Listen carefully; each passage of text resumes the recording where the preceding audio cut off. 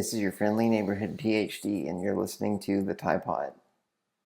All right. Well, hey, everybody. It's another episode of the Tide Pod. Today I'm joined by Jessica Oddi, who is a disabled creator. And I know you have a lot of work that you've done in creating content that's kind of accessible for multiple disabilities. So, yeah, I really want to talk to you a little bit about that for sure. And then just get into your backstory and, yeah, go from there. I know there's some things we definitely connect on and share in common. So it's great to have you on. Thank you so much for having me. I'm really excited to be on this podcast. You've interviewed a few colleagues of mine who I love, and I was so excited when you reached out to me. But yeah, I do exactly what you said. I'm a disabled creator. I literally self-titled myself disabled designer because I thought it was very cheeky and Love clever. it. Like, I'm disabled and I do design and I do accessibility work. And you It get the turns out, alliteration, right? yeah, apparently it's great for the algorithm too. Apparently, like if you Google like disabled designer, I'm like there. Sweet. Sweet. I am not an SEO expert, so that was just a happy accident. Nice. But yeah, I basically do a bunch of digital content and make sure that it's accessible for like a wide range of assistive technologies, or like you said, people with different disabilities, all across like graphics, design identity, websites, the whole shebang. Nice. How did you originally get into that? Did you know you wanted to go in that area, or did it kind of evolve as you went along? Ooh, great question. Like it evolved from the high school crisis of I could no longer physically paint very well. Like a lot of my traditional art that I love doing, I was getting too tired. I could never do big canvases. I had to like talk to my art teacher a lot to be ask for accommodations of just, can we scale down, the size of the project? I can't reach anything bigger than an 8x10 anymore, all that. So digital world was like beginning. I had my first tablet to draw on the computer, which was drawing all over again. And my sister said she took a graphic design program for a year. She was like, I hated it, but I think you're going to love it because I just feel like it's all the things you like, math, art, whatever. So I kind of jumped in on a whim because I thought, okay, what are some creative jobs I can do while not having to do too much physical exhaustion? So tattooing and architecture were out. And I decided to do graphic design. And then after that is when like I started to learn the accessibility aspects of it just through like the community. Even I had a Tumblr account. So a lot of my I remember the days accessibility. of Tumblr. Right. So like I think I found my first image description on Tumblr because they didn't Really? have alt Okay. text capabilities back in the day. So all these like my friends would start writing descriptions underneath the images, and I realized, oh my gosh, that's so cool. That's for blind people because we had no way to put the alt text in there. And through that and being in like different disability groups online, I just learned so many things that it kind of felt like a aha moment of, wait, why are not I'm doing this for all my friends and everyone else? Like, why am I not doing this in work? Why am I separating design Like and as a professional career, yeah. Yeah. Right. So I merged it.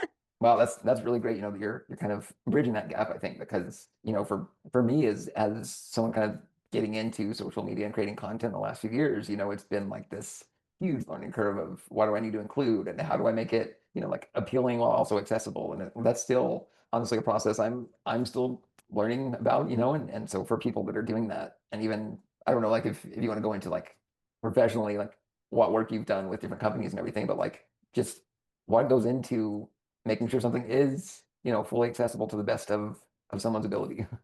That's exactly it. And it's a journey, right? Like it's Yeah. not a destination. Tech changes forever. Instagram all of a sudden does an app update, and now all of a sudden people with screen readers are finding it difficult to post because of the way they change the navigation. So Right. there's so many things to kind of keep like your thumb on, I guess, so to speak. So what I always love to tell people is that like, yeah, we can start. You can always start. It doesn't matter if it's perfect. It doesn't matter if there's no such thing as 100% accessibility, because you're always going to have contextual, like cross disability, even like solidarity issues where it's like maybe it works for one group but it won't work for another group. So that's one of my main things that I try to do in my work, is to just even like break things down into, here's where we're at, here's what we can do to improve, and little things like color contrast or big font sizes and so many different things that you learn as you go. Like client wise, I've worked with such a cool like scope over the years. I've been working with the Disability Philanthropy Forum for a long time on their graphics and accessible documents. I just did the website for People's Hub. And I did a design identity for, actually, you'll find it interesting. It's called Pod Access. So they do actually talk about accessibility in podcast work. And I did the whole design identity around that, Nice. which was the coolest project ever. Well, I'll be looking into that one for sure. Yeah. And so it's, yeah, it's just like, I guess, a really, moving thing and moving conversation, and it's an important one that I think we need to have more in the disability community, and outside, obviously, because we all know non-disabled people might not know, but when you're in the community, I almost feel like all right, we know what it's like to be excluded, let's make things work for each other. Right. And yeah, you're right, we know better than pretty much anybody, like what that's like. And so I think we do bring, kind of that openness, or I hope that most of us bring that openness to content creation and digital media and all of that space, so like that's really a cool field I think that you're into. And it's obviously like you have extra passion for it too, because like you have experience too with disability and everything. But actually I wanted to kind of lead into just a little bit of your like backstory and your experience growing up and what that was like, with with kind of diagnosis or progressive disability? Anything you want to include in that you feel comfortable with? All right, park it because this is huge. No, I'm Yeah. kidding. It's just like there's so much. So I'm the youngest of three siblings. My oldest brother is not disabled. My older sister is disabled, and I was born with the same disability as her. We're not twins. We always get confused for twins because people literally look at our parents like, "You did it again." We're like, "Yeah, we did. We Oh, gambled, geez. all right." Like literally, we even Roulette joke about again. Yeah. yeah, like my Italian family side like loves like gambling, right? So we kind of joke that yeah, just roll the dice, roll the odds. That's But great. the big joke in the house is that my brother took all the like physical ability DNA because he's fit, he loves working out, he works in construction, and then my sister and I were like we got the creative side out of it. But we actually misdiagnosed. So we were diagnosed way back with spinal muscular atrophy at birth, but they categorized it under a other in type 1. So they were like, you were born with it, but you don't actually follow any of the symptoms. And once we passed our life expectancy of 2, it wasn't even until adulthood that we went to a neuromuscular clinic for a random thing my sister wanted to get checked out. And the specialist there was like, no, I see people with SMA all the time. You do not have SMA. There's no way you have SMA. And every time he tests us, he'd be like, yep, see, there's no way. But the odds of having an exact genetic mutation like my sister is very rare. So he's kind of confounded at the moment. We're still in diagnosis limbo, but they do think it's some sort of congenital myopathy. So the diagnosis kind of changed from progressive muscular disorder to actually pretty like not stable because it does progress as you age, but like yeah, our lung capacity has been the same for the past 10 years. Okay. So we do experience like the same muscle weakening and fatigue. Like my sister had her scoliosis surgery, I didn't. I'm a pretzel. So just all the things associated with that, and deterioration will happen, but our new life expectancy is like into your, he wouldn't be surprised if we could live into our 60s or 70s. Wow. Okay. Yeah, and that was that's good given that it was like 2, like you said with the original. Right. Like this is probably another podcast story because it was definitely a game changer. I think most people would be. And I think the first thing that went into my mind was, shit, I have not prepared for any of this. Like I have not planned for the future for care. I have not, like, I have to go through menopause now. What the hell's this? Like, so I kind of went from living every day as if it's your last to kind of being panicked. Some time maybe. Yeah. Oh shit, what am I going to do? Like, how am I going to, how is this going to look like? I might outlive my parents. Like what is going on? That wasn't the plan. Right. So Right. It took some years of adjustment. And I think, gaining some of that interdependence. Yeah. But I'm in a much happier place about it now. And when was it like that you realized kind of that you did, was it just like one day, one moment where you're like, oh, I'm going to be living a little bit longer, or like what, like when did you, I guess, think about that? Ooh, that like right away since the misdiagnosis, Okay. which was that's been about 15 years. Yeah. I think. And so it took me a solid maybe 5 or 10 to get back to that headspace of still living in the moment kind of thing. It's I tricky. think it was mentally a lot to deal with at the time. And then, we all know the pandemic happened and everything else happened. So my mental health took a bit of a hit with it all. I think it all kind of piled up in one moment of, you kind of process, deal with your change, and then you kind of get up and you're like, all right, so what's next? What do we do now? Right. You almost have to figure out how to balance the two, right? Like there is still that element of, like, oh shit, something might like quit tomorrow, but at the same time, like, well, maybe I should plan for a few years down, later on, and what I want to do. So it's really tricky. And like I relate to that so much. In high school, I would look up, obviously do the Google thing on like, how long we were expected to live and all that. And it was like 20s maybe or something like that. And I was like, oh well, okay, well, college career, life after that and doing work, like that's not going to be much of a worry. And then it became a worry or a thing that could happen, I guess. So yeah. A wonderful worry, right? Like yeah. So I'm curious, like with COVID and the whole mental health thing, like how did that impact you? Because I know the disability community took maybe a bigger hit in a lot of ways, but at the same time with remote work and all those kind of things, in some ways we gained like some level. But what was your experience with like that whole craziness? Exactly. It was kind of a balance. It was a weird balance of both. There were definitely the like, I'm not gonna lie, I had a chip on my shoulder. Like I've been dealing with not getting sick my whole life, and join now all of a sudden, exactly, like join the club, people. Like, oh no, now you're worried you're gonna get sick. So my tolerance and my patience were not at their highest. Not that anyone knew that online, because I tend to keep that close to the chest. But yeah, it was hard in those aspects and the worries and then as well as it ended up being a weirdly positive thing for my work that a lot of people were investing in accessibility in digital spaces all of a sudden because, there was no going into the office. So I found my consulting end of what I do, where I give like advice, feedback, or like, talk things through with people of what they could do accessibility wise. That kind of started and got popular during COVID because a lot of people were doing the webinars. So I could attend more all of a sudden and I could guess everything was accessible, right? Exactly. And then they kind of took it all away a little bit, but that's fine. I was curious if well, you live in Canada, right? Mm-hmm. So like what was the policy of like return to work, or was there hybrid, or like what was it like? Everyone wanting to go business as usual, which is what it feels like here to me.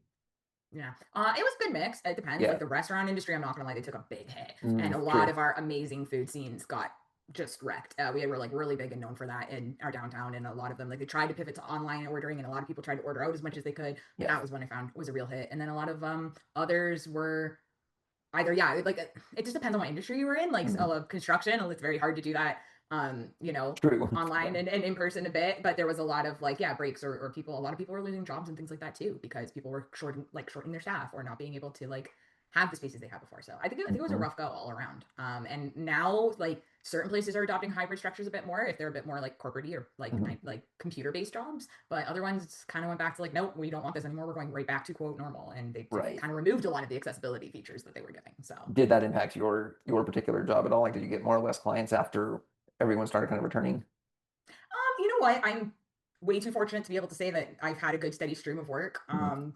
So it didn't really affect me too much, but it did affect a lot of people within like the consulting round afterwards. Like even like Canada Post, like, they gutted their entire accessibility team. So you'd hear of colleagues just like no one wanted to invest in accessibility anymore. And then the AI came out, so now no one really gives a shit. And Mhm. it's like really. So the work, and because I do a lot of work within the community, I find it's always steady because we know we want to prioritize accessibility. Yeah. But like, yeah, I think corporate kind of interest is kind of like flattening. It's like they did all the words, but then they didn't follow through, is what I'm Right. saying. Well, that I'll definitely have to dig into the AI stuff just in just a second. But I'm curious, like, did you, again, back to the mental health side, did you feel burnout from like wanting to overwork or overproduce, like when everything was Oh kind of yeah. on an equal footing?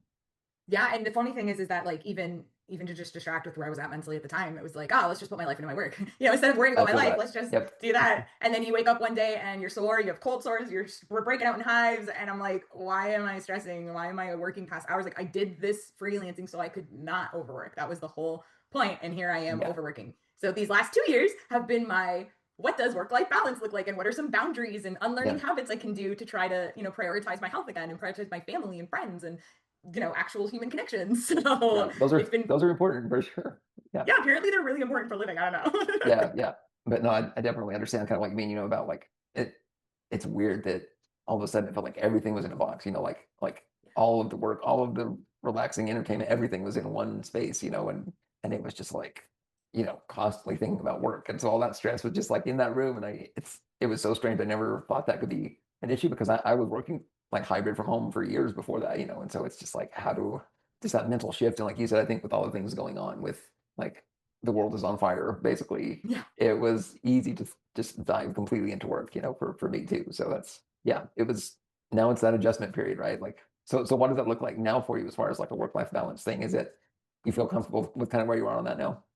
Yes. The inner people pleaser in me feels so guilty saying no, but saying no has been my new best friend. Mm-hmm. I only take like I kind of have a good feel now for like how long a project's taking, or leaving some gap room to like enjoy when there's like that period of I'm waiting for feedback from one person. So instead of overbooking myself, I like pre-book throughout the year. So I even put like my status up on my site. It's like, no, I'm booking like right now. I'm booking fall of 2026. So Mm-hmm. I've got my projects lined up. I'm golden for that. And then I try to like, okay, after 5 or 6, when it's dinner time, I write notes into what I didn't get done today and what I can do maybe tomorrow or the next day, so I can kind of clear it out of my mind. Yep. And I'm done. My computer's off. I physically shut off my computer because I can't go turn it back on. So it's great. It's like, Oh, nice.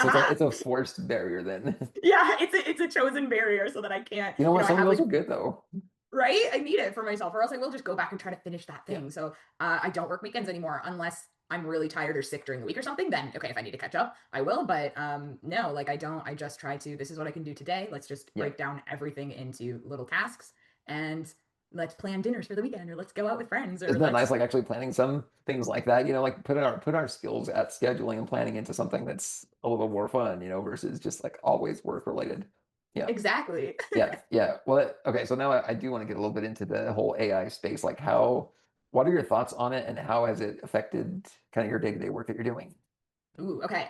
I will always be on the fence with everything I ever say because I do think everything is contextual Perfect. in the I love sense that. that, right? Like AI has been so beneficial to certain things. Like there's an app called Be My Eyes where it describes things for people who are blind, like or takes a picture of your fridge and then it like will actually read out the text on the label and things like that. So I've seen where AI can be so cool. And of course, it always starts with this can be cool when used for the disabled community, which we usually start most assistive tech out that way, like Hmm. laptops and everything. A lot of Starts technological there. advancements exactly started because it was an accessibility feature for someone. Then mainstream took it and it became a norm. So I really see its benefits. Like even physically, if I'm too tired to write a whole email out, I can have, ChatGPT help me organize or break down my content into plain language so that it's easier to understand for people. Maybe break down my big jargon into bullet points. Like actually a colleague of mine, Nikki, just did a presentation on like the benefits of AI for that kind of stuff at the Mhm. Creative Pro event. And I love that in a sense. And then in the other sense, I see it totally bulldozing and trying to take over accessibility auditing and testing for like web compliance. And it's creating shitty code that isn't Yeah. working. Or it's like, ooh, we could do these automated things and everything's fixed with the click of a button. And I won't mention names or overlays because I hate them. And there's a lot of legal lawsuits going on about them. Ugh. But so I've seen the dangers of AI as well, where they're thinking that it can replace human creativity. And I read Well, a good that's my post about biggest it. concern. Yeah. Yeah. No, go on. But exactly. Yeah, no, it's just like you want to keep that identity and creativity that you have, obviously, but then at the same time, I'm just like, now if there's a PDF and I want to pull that text off to edit it, like that's a thing now. Or if I want to do a short image description and then go in, obviously tailor it to me, but like getting the initial baseline structure to write with is just like I can't even imagine if I would have had that when I did my dissertation, as far as just like organizing and doing things that would normally take us, hours typing out by hand or something. So like that part of it I love. But then you've got people having it write their assignments and books and, like taking credit for things that are like no way they've done. Like it's not something they've done. So it's weird. And you're right. It is a on the fence issue. There's so many situations. It just depends on the intent and the context and what it's being used for. So yeah, I definitely agree with what you're saying. Like everything. I think they said the same thing when the internet came out, right? That's Everything's a true. tool. Hey, It depends on who's using it. and That makes have the you big heard difference. anyone that was like freaking out because they feel like it's dangerous or they don't understand it or they're like it shouldn't exist? And I'm like, well, isn't that any technology ever when it first Yeah. comes out? So yeah. Oh yeah. To me, it's always an ethics issue of like why, like the intentions behind it, why, or like also letting it go. Like for example, I am an illustrator, so as well, I love doing disability representation through drawing. People like AI has learned a lot of their styles and things for creative and artworks from artists' work. It's a big issue. That's why the Kara app was created, or Kara. I never pronounce it right, but for like photographers, illustrators, and people where AI was stealing their art, and then no one seems to care about that kind of stuff because they're like, oh, I can make an image of myself in 2 seconds, and it's like, well, great, that just took like ideas from someone who does that style for a living, who's trying to make their bread and butter selling those paintings. So I'll always advocate in the creativity and art world for human first. And Yeah. then I think AI should be used as a technological tool to help like physical load. You know what I mean? Like if that makes sense. I want them Makes to do the sense. grunt work. I don't want them to be the like Da Vinci's and the creators and the, Frida Kahlos of the Yeah. world. I don't. Yeah, that's a really good point. Like I know that I've used it too, like anybody else, to create or generate some kind of image or creative, like put me in the situation doing this task or Because trying it's to like fun. make you into Halloween. Like I've felt kind of that ability, like, oh, I can be in a Halloween costume again or something. So like all that stuff is really cool, but at the same time, I'm realizing it is a fine line between like, well, what do I want it to do? Or is there someone else that is talented that I can go to? I mean, especially like in the disability community, right? Like there's so many of us that have talents to do that kind of stuff, and so I'm just like always back and forth, kind of, and really trying to think more now than before on what I generate and what I put out there. But it's a fine line. Absolutely. Yeah. But yeah, okay. As far as that goes, but it hasn't worked, like it hasn't affected your work too much then like day to day though on what you're doing other than maybe some productivity. Yeah, I tend to use it for like that kind of stuff. So Yeah. a lot of it's for like plain language because I'm not a copywriter and stuff. But if I can Yeah. like hire a copywriter, I usually try to as Yeah. well. So I find that yeah, it can or I use even to record my meetings. So like there's this app called Tactic, so it does auto generated captions. Oh And wow. my Okay. joke is that like they're terrible, they're never accurate. But what I can do is I can pin like areas and like highlight content that they said so that I don't have to Mm, take notes during a meeting. And then I can type in my notes as well, and then I can give them a copy of that as long as like maybe the meeting recording, so that if I try to work accessible in my process too, not just in my outcomes. So mm, if someone like maybe has ADHD and wants things like summarized better, or to be able to go back to a recording because they may forget what they said, or me who doesn't want to physically take notes because I'm exhausted while I'm yeah. also trying to facilitate the meeting. So it definitely can help in areas like that, and I Yeah. love it for that. Well, as far as like the whole captioning thing goes, like, providing like a transcript or whatever, like, I know there are default things and that's kind of what I've resorted to, starting out, but now I'm at the point where like, do I need to go through and edit line by line to make sure that's accurate? Like, is there a way to somehow automate that or make it easier to do, because again, the typing thing is is difficult Oh, it's for exhausting. a I lot of can't us. type a Yeah, whole video recording. Absolutely not. exactly. Yeah, there's a few programs out there. So I have the Adobe Suite because I use a lot of the other programs for my work. So I Mhm. use Premiere Pro and it auto transcribes everything. And then you can go into the transcript and edit it. And so it'll like fix it and then it'll export captions in real time as well. Like there's timestamps on everything. So you know when Mhm. you export like the SRT file or the VTT file, that the captions are going to sync up with the transcript. And so that's a really cool way to edit. But there's also like Descript. Is a program that offers that as well. Mhm. And for me, I think Otter is another one. So for me, I've used any Audio. app, right? So any app that's going to allow you editing capabilities is the one you want to go with. Like I Okay. don't like, for instance, Instagrams is just nope, it's auto generated. You can't go in there and edit it. And I'm like, okay, but you did it wrong. Like you totally got that word wrong, or you're censoring swear words when everyone's hearing the swear word, but like, it's not like we're bleeping it out. So deaf people are like, what the hell? I don't get to know what you're Like, what's saying. I going have on? to, Yeah. right? Like I Yeah. have to guess the swear words, but everyone else doesn't. Like, I want to hear them too. Exactly, which is why a lot of people are doing what's called open captions, where they're using an app to create the captions and edit them themselves, and then they're Yeah. burning it directly on the video so Mm, that the auto-generated captions at the bottom that come up in what's called closed captions, which means you can literally open and close it. Like that's the difference. So open captions are gotcha. always on the screen. Closed captions are like, YouTube CC when you click them or Oh whatever. yeah. Okay. I didn't even know like there was both options to be honest. So Yeah, that's interesting. exactly. Yeah, I'd been relying kind of on YouTube and I post video content there to automatically generate that. Now I'm realizing, oh, there's actually several things that I probably want to edit in there. But you So can in YouTube too, so that's true. cool. So it Right. does Right. auto-generate and you can edit later. So that's a little helpful, I So think. I Instagram's think kind of a anyway. weird like outlier in that it doesn't let you edit it once you record. Yeah. Okay. Yeah, and I'm not sure about TikTok because honestly, I stopped doing it for work. I do it for like leisure, and I haven't uploaded a video in a year or two, 2 years Yeah. maybe. So I'm not sure where they're at, but Yeah. Yeah. TikTok's a whole other thing. And like when you were talking about accessibility on that side of it, I was thinking like there are some apps that for me rotating on my tablet because I have it in landscape, like that's a yeah, big deal. And if there's an app that doesn't do that, like I can't use it. I can't read sideways, or upload right. something there. So I just like TikTok, I quit using because I can't. I mean, I can't do it. So, like that Instagram doing captions, all those kind of things, I think limit these apps that are just so prevalent. And so I feel like, do you think accessibility is going to get to the point where maybe they have to meet certain standards on that kind of thing, or are there standards already out there that they have to meet, or what's that like as far as like a compliance type thing? Right. Well, every country has their own. Like there's the European Accessibility Act that just came in. UK has their own, and Mhm. here we're getting a Canadian one, but we do have provincial ones. So it's kind of like your states. Like each province has a different. So here in Ontario, there's something called the AODA. When you look at what the compliance is, it's basically like that people with disabilities with reasonable, like it's always general, right? Like, oh, Mhm. with reasonable accommodations can get access to your content if it's publicly served. But if you looked at the AODA back in the day, it was like, oh, to WCAG, there's something called Web Content Accessibility Guidelines. So that's Mhm. like a kind of standard that most web and then applications is the 3.0 have to adhere to. So there's levels of conformance like AA standards, AAA standards, double A and single A are the ones you have to meet. So in the States, you have section 504 for that, Mhm. as well as I'm pretty sure it's like I can't remember the other, but the league one I know is section 504. So those have to meet WCAG 2.1, which is a huge improvement.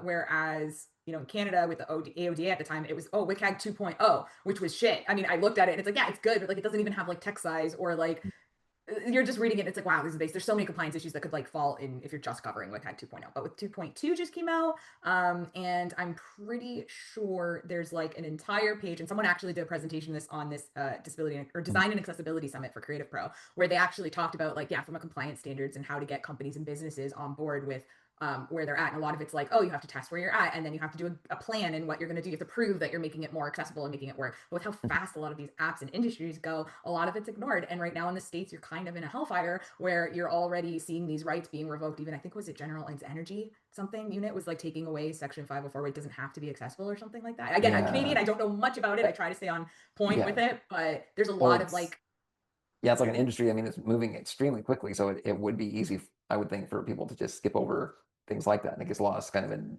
the weeds. And you're right, like now, like, and I really don't know any details about it, but as far as like, kind of the DEI stuff, even, or like companies not having to really work on those things, or like, I guess fact checking, I think was something I'd read about at one point online. Like some places don't have to verify things, so I think it's your own just, webs. I think your own government took down the website for the accessibility page. Like they don't even yeah, abide by web. And it's like, so it literally is taking disabled people to have to sue these companies or these entities just in order to get a case to try and make something accessible. Like that's the jump, like that's the hoops you have to jump through just to make sure these companies are being held yeah. accountable.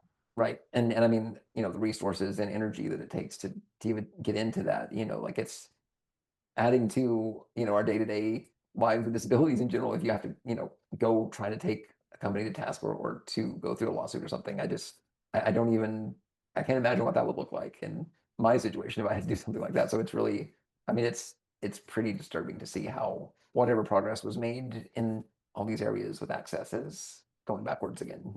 So yeah, it's not good. Absolutely. Yeah. Terrifying. Yeah, for sure. But no, I wanted to get into there was some work you had done on the accessibility logo or disability symbol, and I'm curious, like, how you got into that space. Is it still something that you're working on, or what all went into that? Yeah, so a colleague of mine, Hope Hoffman, had the idea and immediately like kind of DM'd me like, by the way, in that call out talking about the symbol, you were the one I had in mind. Like, message me about it. Look at it. Go look at it. And I was like, oh, because yeah, I was really excited to kind of come up with something. And I know a lot of people in the community are like, oh, we don't need something new, or oh, we have a symbol. And I know that like even the wheelchair symbol doesn't necessarily physically represent all of us, but some people are like, well, it's True. the history, it's the and I get all of it. I think it's everyone kind of going to have their own opinion on whether they think it's necessary or not. Mhm. But one thing I know, and actually Liz Jackson wrote a thing about the disability pride flag and how it was really taken from like the pride flag, but it's also then was made to be more accessible because the initial iteration was causing seizures, but then the second iteration was so low in contrast that like someone with color blindness wouldn't be able to understand like the references to what each color means, or red isn't going to appear to red.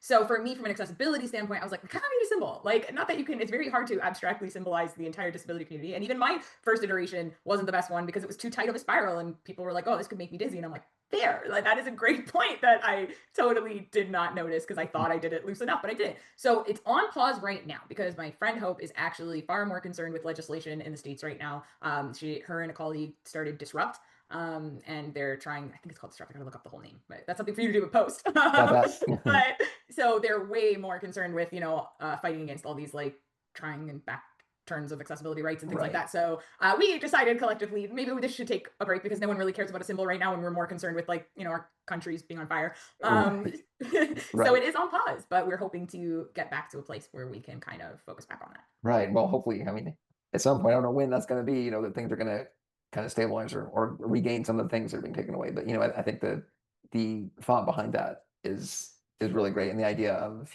even if it has a history as a symbol in a wheelchair like that, to me, that is still not even remotely inclusive of the disability space. And so I'm just like, I'm definitely in favor of things that are more, I guess, accepted by the rest of the community as a whole because it is so diverse. So that's something I thought was really cool. And when I was, kind of prepping for the call, I was thinking, yeah, I still like to see where you're at with that if that's a thing. But yeah, hopefully we get to revisit that one soon.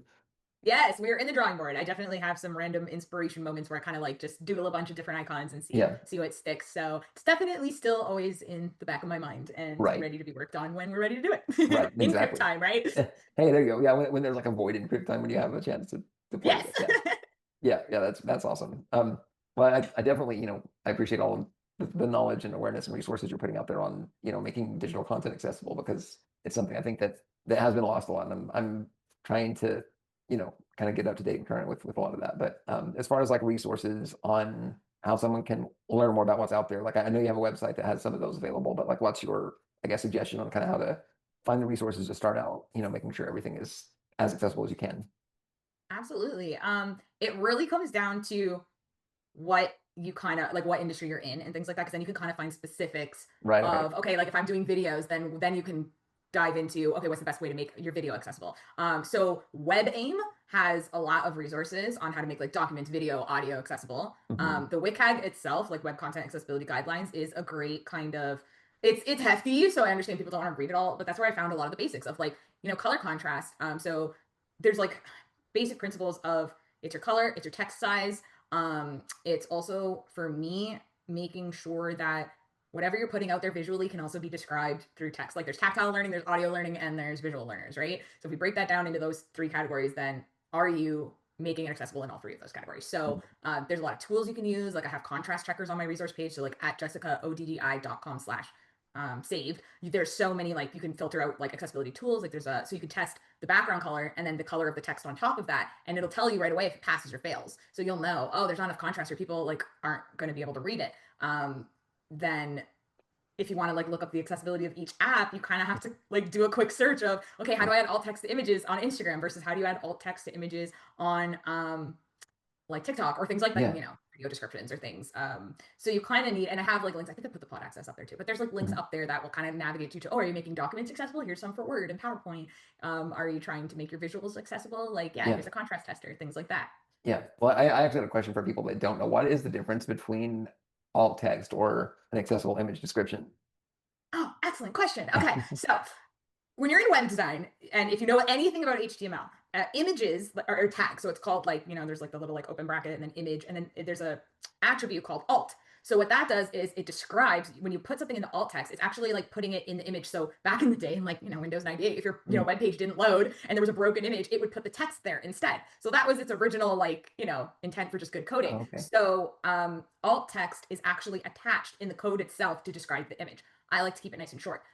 Image descriptions or accessible captions that you see, like when people describe their images on social media, are kind of fail-safe because sometimes these apps aren't made accessible. So someone with maybe an older screen reader might not be able to actually get to the image within the carousel on Instagram because it's nested in so many tags that it just doesn't like read it properly. So image descriptions go next to the image, almost like a caption, so that someone can read it if they can't get access to alt text. But what I also love about them is because they're visual, like you're seeing them, someone who maybe doesn't process visually that well will maybe pick up on something in the description you wrote that maybe they didn't notice when they looked at an image. Maybe they can't read the font you chose. So it's a great way to kind of be like, again, a tactile backup for people if they can't understand your visual. So for good tips, I like to make my alt text nice and short.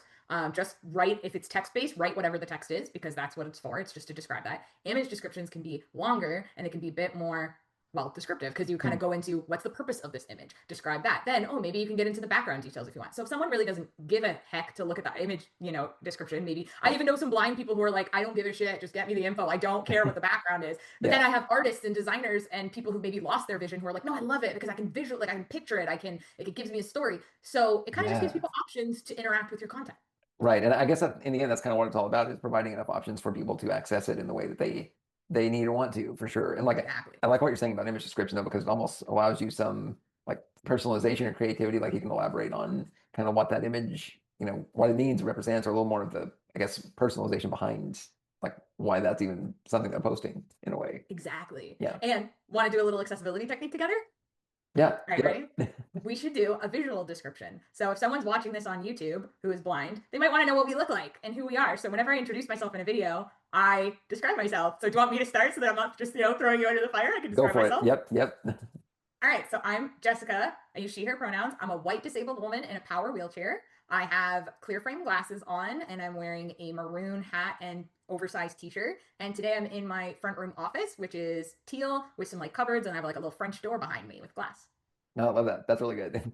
Perfect. Well, yep. Well, my name's Ty, and I am a white male. I use he, him pronouns, and I am sitting in a wheelchair currently with a white cap, clear glasses. I have a somewhat trimmed beard and mustache. I'm wearing it's actually a salon cape, to be honest with you, but it protects my ventilator and hoses and all that stuff. So yeah, and you don't have to hear the like scuba tank Darth Vader noise, so that's good. Yeah, and I'm in my office looking out at some nice trees and cloudy weather, but behind me is a shelf with several different things that are interesting to me, and a background with a sunset and green grass from where I lived in New Mexico. So yeah. You nailed it. That's brilliant. Yep. Well, and that actually was a great lead in, because I was like, there's obviously the image side where you describe it, but in the visuals, like that's also needed for sure. So I love that. Right? That was a great exercise. I made you work. Yes, I know. Now I'm ready for a nap.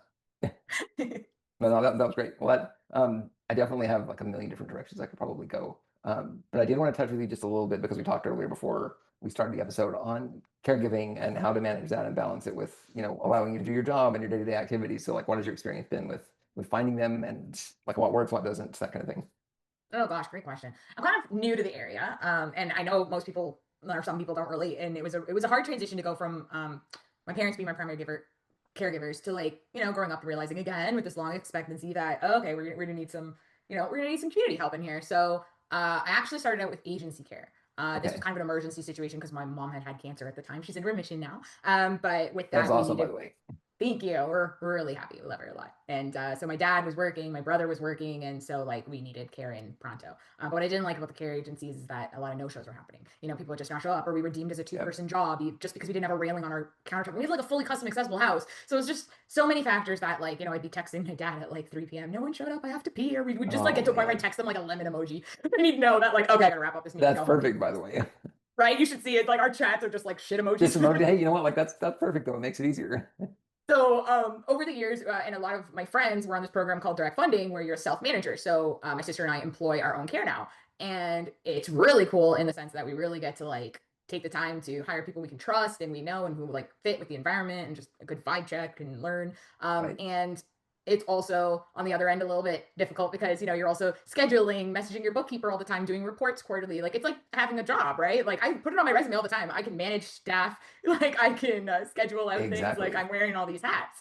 So it was a little bit of a learning curve, getting used to like teaching people and then having to like kind of up your energy to be like, you know what I mean? Like there's some days where I'm miserable, right? Like I'm on my period, I'm tired, I don't want to like deal with this, but I have to be cordial and like that's not always easy. Yeah. No, it's not. And I'm so fortunate that like the amazing people we've hired so far like know that, and we kind of vibe like that, where if we're all having an off day, it's just a quiet day. I go to the bathroom, they don't have to talk, we don't have to talk. And then on other days we don't shut up and my mom makes them lunch and we sit and talk. So like it's been so cool, and I'm so glad that I have this program that I can like pay people to do this, because like I wish I could pay my family to do this. In Canada here we can't. The government's like, no, like they chose to take care of you. What do you mean? Like you can't employ them? And I'm like, that's rude.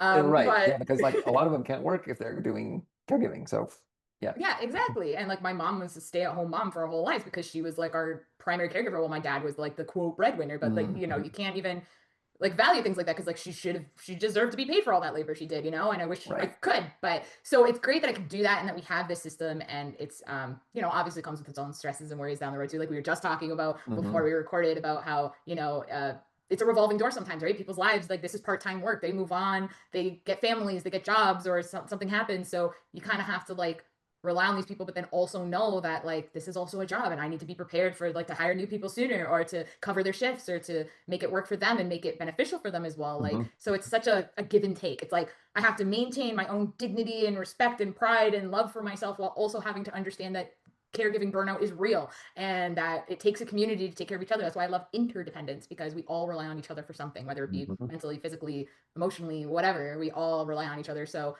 to kind of balance that out has been a new experience, but it's also quite cool. And like I get to meet so many cool people, I get to do so many things now, because like my sister and I did our first solo trip with our PSWs, where we actually did an overnight and went to Access Fest in Toronto. Oh wow, how was that? So cool, by Access Now. It was the first event that they did. Maya and Ziv hosted it, and it was just so cool to meet amazing advocates that I knew but didn't know in person yet. Like so many cool people. I did a whole post about it. Like Kate, my trans siblings are my favorite. Kay and Gary, we got to meet up with them and have dinner, and we got to do like all these cool things, meet all these amazing people. And then we had like a great time with her that night too. She was learning how to use the Hoyer lift for the first time, because we have a ceiling lift at home. Ooh, so she was all like, let's do this. We're going to do this. I'm going to like learn how to do this properly. Just diving in. Just diving right in, right? Like we're making ourselves at home. The hotel beds weren't accessible because we couldn't fit the Hoyer lift underneath the bed. So we had to call management to like double mattress a cot so that it wasn't super low to the ground, so that our PSW didn't have to like break her back to try to change us. And like just so many of these things. And I remember, sorry, I'm off trailing, but my parents came back the next day to pick up all the stuff, because we were staying for the day for the event.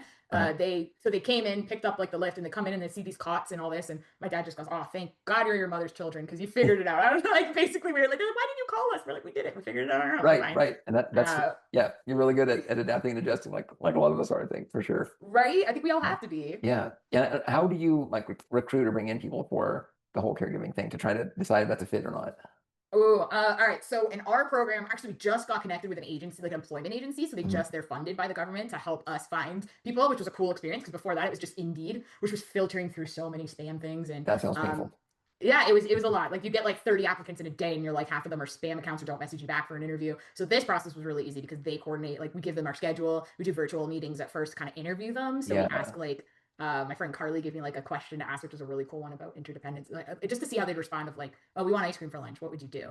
And you wouldn't realize how many people are like, "Well, I would suggest you don't have ice cream for lunch." And we're like, "Okay, now like we don't want to be mothered or smothered. We want, like, if I physically can't get the ice cream, I need you to be able to get the ice cream." So a lot of our hires, their answers were like, "Do you want ice cream? We're getting ice cream. Where do you want it? Do you need me to order an app? Do you need me to like, so you can kind of get a sense of a person by which questions you ask. And then we do get to have what's called a 3-month probation period with them. So that's where we kind of train, and we use those 3 months to like check in with them too and be like, "How are you feeling about the job? Do you feel like you're getting it well? Are you taking feedback? Do you understand our preferences?" Because it's also difficult sometimes with both of us. As cool as it is, because we get to like group our hours too, which I love.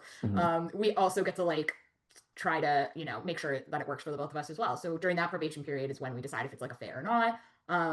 but we also do promote a lot of like the personable aspects of our hiring to try to get Mhm. people interested. Like it's a great learning opportunity. We don't actually need certifications. We can train you. So a lot of people out of like PSW schooling or personal support workers here. I think it's called Mhm. PCAs out in the States. But yeah, like so Awesome. they could come here after school, or sometimes it's retirees who are like, actually, we just want part-time work. So Yeah. you know, you might get long-lasting care that way. We joke that you'll get to be spoiled by my mom's amazing snacks because she literally will give our PSW sauce and Yeah. like jars of like tomato sauce Extra and benefits. cookies or things Yeah. like that. It's flexible in the sense that like I have an app called Homebase, so I do all the scheduling out on there. So if someone can't show up, they can like request someone else to cover their shift if they want. So like it's just kind of finding again these systems or these apps to help kind of Yeah. like navigate it towards people. And then we have like fancy contracts, which of course I designed because I'm a designer, so they're all Of pretty for course. no reason. Other So than like that's how you want it to be. exactly. And I had great Yeah. friends like Brooklyn and Tori who like kind of gave me the ropes of, oh, this is how it works here in Ontario in this program. We're on the program. We'll give you study notes. We'll give you this. So it's so awesome to find that and to be able to ask them to like get in. And now that Yeah. I'm in the program, I don't miss it at all. Like I love it. Well, there's a lot of elements there that I could, really see. Like, I wish there was something like that here. And maybe there is, but I'm not aware of it. But honestly, like that, obviously, getting outside care is always going to be a challenge for all the reasons that you're talking about. But it seems like you have sort of optimized the process about as much as you can with all the variables. So that's Try really to, cool. right? Yeah, exactly. But that's really great though. That like, thank you for sharing kind of that whole process, and it's definitely like inspiration and ideas for anybody else that wants to kind of look into that way of managing care. Yeah, absolutely. Yeah. Great. Well, it's been, I feel like we could have probably another 1 or 2 episodes of like specific topics to dig into, but no, this was really great. I feel like we hit some really important things for sure to share with people. Thank you so much for having me today and for like I'm honored to be part of like your list of people you interviewed. And yeah, if you're ever wanting to learn anything about accessibility, you can come to me because I'm Right. gonna help however I can. And it's community support, right? It's mutual aid. We're just literally supporting each other and how to do this True. stuff. You know, Right. we know what it's like. So Kind of learning together in a way, but yeah, I'll definitely like you're the go-to person now for me on all things content like accessibility. So yeah, sure appreciate all the resources and all the knowledge that you're putting out for everybody.